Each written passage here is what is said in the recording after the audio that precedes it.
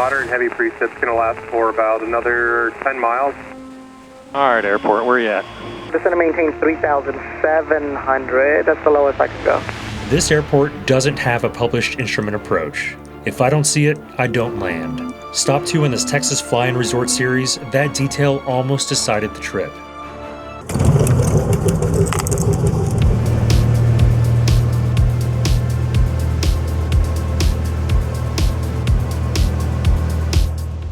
Forward Center, Skylane 36 Sierra Tango checking in, climbing through 5,500 for 900,000. 36 Sierra Tango Forward Center, Brownwood altimeter 3011. There is going to be moderate to extreme precipitation at your 12 o'clock. Starting at about 60 miles, it's mostly moderate for the first 30 and then extreme at about 100. All right, sounds good. We'll keep an eye on it and let you know if we need to deviate. 6 Sierra Tango, thank you. Texas has quite a few fly and resort options, and I'm on a mission to visit and score all of them. So today we're going to go to Horseshoe Bay, and what makes this place unique is that the resort actually owns the airport. That's where I think Horseshoe Bay is going to have a leg up on some of the competition. They told me if I file an ICAO flight plan, they could track me inbound and make sure that shuttle's there when I arrive. 36 Sierra Tango, you going to need a deviation thing? Yeah, I'll probably go ahead and start at least a 10-degree deviation to the left. 6 Sierra Tango, that's as far as you need actually, and when able to direct destination advise. All right, we'll do 6 Sierra Tango, thank you. Oh, we're starting to get some rain on the windshield now. Number 36 Sierra Tango, contact gray approach 120.07, keep them advised of your deviation. 120.07, 36 Sierra Tango, thank you. Gray approach, Skylane 36 Sierra Tango is with you at 900,000, currently deviating around some of this weather. Number 36 Sierra Tango, gray approach, altimeter 3011. 3011, 6 Sierra Tango. John, I hope the sun comes out while we're at the lake. You still gonna swim in the pool if it rains? Yes.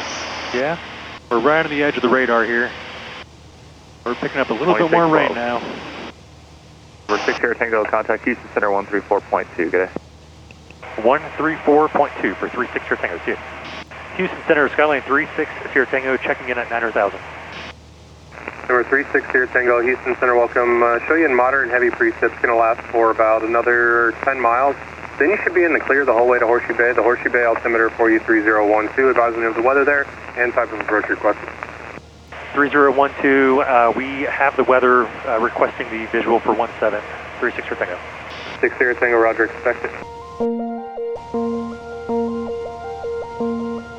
We are 28 miles away from Horseshoe Bay. We're still at 9,000 feet. At a 500 feet per minute descent rate, it's going to take us about 14 minutes to get down to pattern altitude, so we should be getting that descent clearance here pretty soon. Number 60 Tango, roger that. Descend up pilot's discretion, maintain 5,000. Descend up pilot's discretion, maintain 5,000, 36 Sierra Tango. All right, bud, on our way down. Your seatbelt's good. 1684, contact forward center, 128.32. All right, we've started our descent a little bit late, so I'm going to go ahead and pull power back quite a bit. Number 60 Tango, continue descent, maintain 4,000. Descend to 4,000, 36 Sierra Tango. The Horseshoe Bay Airport, 12 o'clock, about 14 miles. College in sight when you get it. All right, I'll let you know when we have it in sight, 36 Sierra Tango. All right, still no airport in sight. These clouds are a little bit lower than what was reported. Horseshoe Bay does not have an instrument approach, so I have to be able to break down through these clouds and get visual sight of the airport before I can land. Horseshoe Bay weather is showing scattered clouds at 1,000 feet. That's definitely not what I'm seeing here. This is probably broken at about 1,000 to 2,000 feet. November 60 Tango, descend and maintain 3,700. That's the lowest I can go. All right, down to 3,700, 36 Tango. We're gonna get a little bit lower here, 3,700, see if we can see it. I'll start pulling back power. If we do see the airport, it's gonna be a pretty steep drop in.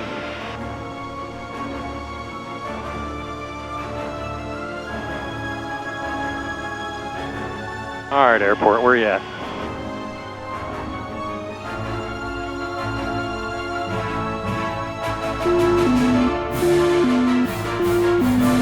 36 Tango has the airport in sight. I've got a hole up here I can drop down through, but I'll probably have to turn around and make left traffic for that 17. Number 60 Tango, roger, you said you did have the field though? I do have the field in sight, yes sir. 60 Tango, roger that, you're clear visual approach Horseshoe Bay Airport. Clear visual approach Horseshoe Bay Airport, 36 Tango. All right, we were coming in just right on top of the airport here. So finally got it in sight. Their weather was right. It's more scattered over here, but just the whole approach side was broken clouds. So I'm gonna pull back power. I'm gonna drop pretty fast.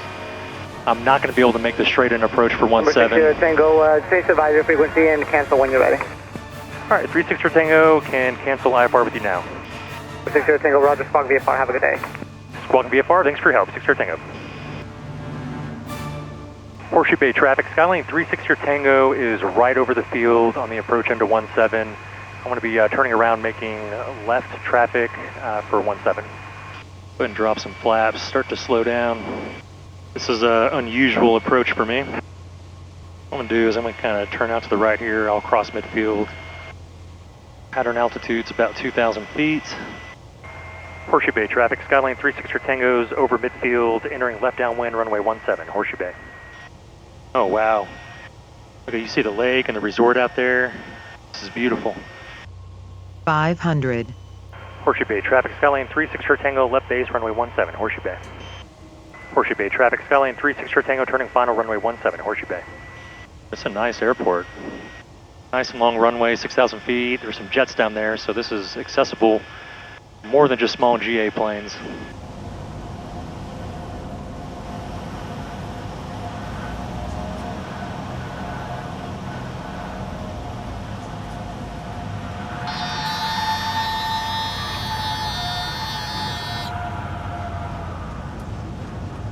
Go, we made it.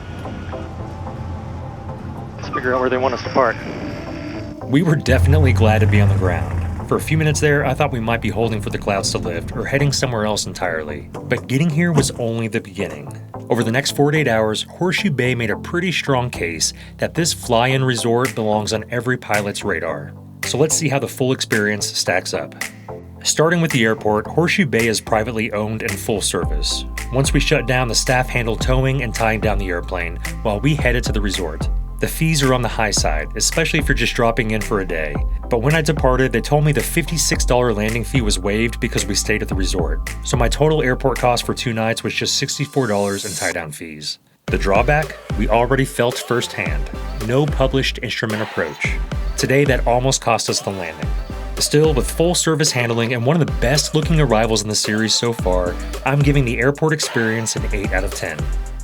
This is where Horseshoe Bay really impressed me. The resort shuttle pulled up almost immediately after shutdown, helped us with the bags, and had us headed towards the hotel within minutes. With the weather, our arrival time had been in flux. The airport had been tracking our flight and sending updated arrival times to the resort. So despite everything that happened getting here, they were ready for us the second we arrived. I can't think of a way this could have been better. Airport to resort logistics, 10 out of 10. And once you're here, there is a lot to do. Multiple pools, a marina, golf, spa, kids club, arcade, restaurants, and shuttles running around the property to connect to everything. I actually love just grabbing coffee in the morning and walking the grounds. The property itself is stunning. Our 2-bedroom suite was clean, comfortable, and honestly more room than we needed for 2 nights. Our 3rd floor view, not so great, but that's just the luck of the draw. The standout for me was whitewater putting course, long holes, bunkers, and water hazards, and at night the whole thing lights up. It may be the best mini golf course I've ever played. My only real criticism, the pools are nice, but they don't have the same wow factor as some of the other resorts on my list. Overall though, the resort delivers, 9 out of 10.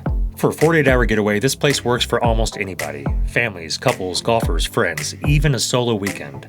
The only problem is fitting everything into 2 days. There are plenty of things nearby we could have gone out to see, but with this much to do on property, we never really had a reason to leave. That's exactly what I want from a fly-in resort. 10 out of 10.